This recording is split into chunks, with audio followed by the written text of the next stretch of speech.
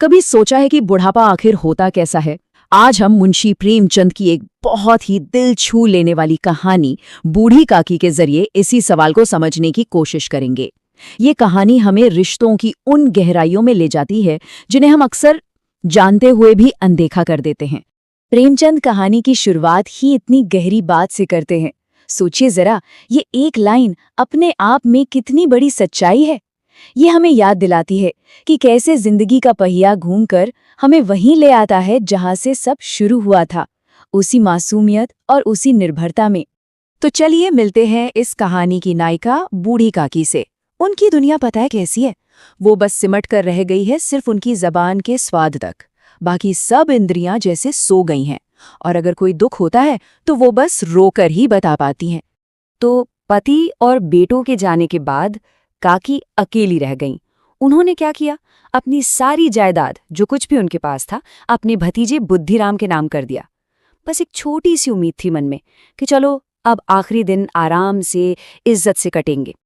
लेकिन वादे और हकीकत में जमीन आसमान का फर्क होता है ना? यहां भी वही हुआ। एक तरफ थे बड़े बड़े वादे, लंबे चौड़े वादे, और दूसरी तरफ सच्चाई ये थी कि काकी को पेट भर खाना तक नहीं मिलता था। और बस यही तो इस कहानी का सबसे बड़ा दर्द है। लेकिन कहते हैं ना कि हर घने अंधेरे में कहीं ना कहीं रोशनी की एक किरण जरूर होती है। इस कहानी में वो रोशनी थी लाडली बुद्धिराम की छोटी सी बेटी। वो अकेली थी जो काकी से सच में प्यार करती थी, इतनी कि अपने हिस्से की मिठाई भी चुपके से काकी को खिला देती थी। अब कहानी में एक ऐसा मोड़ आता है जहां से सब कुछ बदल जाता है। घर में एक बड़ा जश्न है। बुद्धिराम के बड़े बेटे मुखराम का तिलक है। मतलब घर में रौनक, मेहमान और जाहिर है एक शानदार दावत की तैयारी। लेकिन जो चीज पूरे घर के लिए खुशी का मौका थी, वही बूढ़ी काकी के लिए एक सजा बन गई। बस एक बार सोच कर देखिए, रसोई से वो घी में तलती पूड़ियों की खुशबू, मसालों की महक, सब कुछ काकी के कमरे तक पहुंच रहा था। अब आप ही बताइए, एक भूखे इंसान के लिए ये खुशबू दावत होगी या एक तरह की तकलीफ? और काकी अपने मन में क्या सोच रही होंगी? वाह, क्या खुशबू है! लेकिन फिर वही सच्चाई याद आ जाती। जब रोटी तक तो मिलती नहीं तो पूड़ियों की कौन सोचे? ये सिर्फ भूख नहीं थी, ये बेबसी थी, लाचारी थी जो उन्हें अंदर ही अंदर खाए जा रही थी। और जब भूख बर्दाश्त से बाहर हो जाती है तो सब्र, मान सम्मान सब पीछे छूट जाता है। काकी का सब्र का बांध भी टूट गया। उन्होंने फैसला किया कि वो रेंग कर उस खुशबू की तरफ जाएंगी। और बस यहीं से शुरू हुआ जिल्लत का वो सिलसिला जो दिल दहला देता है। तो वो अपनी पहली कोशिश करती हैं। धीरे धीरे रेंगते हुए पहुंच जाती हैं रसोई तक, ठीक उस कढ़ाई के पास जहां से वो गर्मा गर्म पूड़ियों की महक आ रही थी। बस वहां बैठ गईं, इस उम्मीद में कि शायद किसी को रहम आ जाए। लेकिन रहम की जगह उन्हें क्या मिला? बुद्धिराम की पत्नी रूपा की जबरदस्त डांट। ये सिर्फ शब्द नहीं थे, ये किसी के आत्मसम्मान पर सीधे हमला था। रूपा ने उन्हें वापस उनके अंधेरे कमरे में धकेल दिया। काकी ने इंतजार किया, बहुत इंतजार किया कि शायद कोई बुलाने आएगा, पर कोई नहीं आया। आखिरकार भूख ने उन्हें फिर से मजबूर कर दिया। इस बार वो हिम्मत करके रेंगते हुए सीधे मेहमानों के बीच पहुंच गईं। और इस बार जो हुआ वो और भी भयानक था।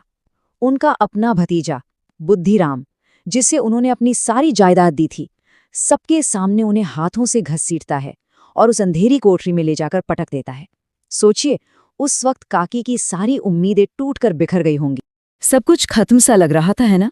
लेकिन जैसा मैंने कहा था, अंधेरे में एक रोशनी थी।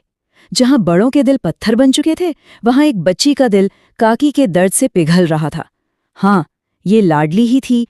इस पूरी अंधेरी कहानी में लाडली एक छोटे से दिए की तरह थी। उसका एक छोटा सा काम पूरी इंसानियत को एक बहुत बड़ा सबक सिखाने वाला था। तो उस छोटी सी बच्ची ने क्या किया? उसने अपने हिस्से की पूरियां सबसे छिपा लीं। फिर रात होने का, सबके सो जाने का इंतजार किया, और फिर अंधेरे आंगन को पार करके वो अपनी काकी के पास पहुंची। ये किसी मिशन से कम नहीं था, है ना? सिर्फ अपनी प्यारी काकी के लिए। मगर सोचिए, जबरदस्त आग लगी हो और उस पर कोई पानी की बस चंद बूंदे डाल दे तो क्या होगा? आग और भड़क जाएगी। बस वही हुआ। उन चंद पूड़ियों ने काकी की भूख को शांत नहीं किया, बल्कि और ज्यादा भड़का दिया। और अब कहानी अपने उस मोड़ पर आती है जो शायद सबसे ज्यादा दिल को झकझोरता है। जब काकी की भूख बिल्कुल बेकाबू हो गई तो उन्होंने लाडली से कुछ ऐसा मांगा जिसे सुनकर किसी की भी रूह कांप जाए। उन्होंने कहा, मुझे वहां ले चलो जहां मेहमानों की जूठी पतलें पड़ी हैं। और काकी मेहमानों की फेंकी हुई जूठी पत्तलों से पूड़ियों के टुकड़े उठाकर खा रही थीं। ये वो औरत थी जिसे घर की मालकिन की तरह सम्मान मिलना चाहिए था।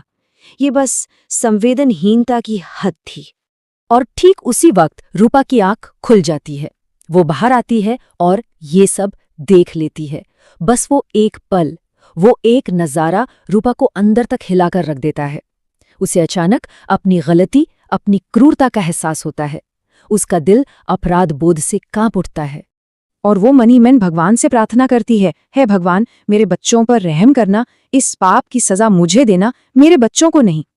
ये प्रार्थना उसका डर दिखाती है। उसे एहसास हो गया था कि उसने कितना बड़ा अधर्म किया है। तो पछतावे की उस आग में जलती हुई रूपा फौरन प्रायश्चित करने का फैसला करती है। वो उसी वक्त रसोई में जाती है और एक थाली सजाती है, बिल्कुल इज्जत से। उसमें वो सारे पकवान रखती है जिनकी खुशबू ने काकी को तड़पाया था। और कहानी का अंत बहुत ही खूबसूरत है। जैसे कोई बच्चा मिठाई मिलते ही सारी डांट भूल जाता है, ठीक वैसे ही बूढ़ी काकी भी सारा अपमान भूलकर खाने लगती हैं।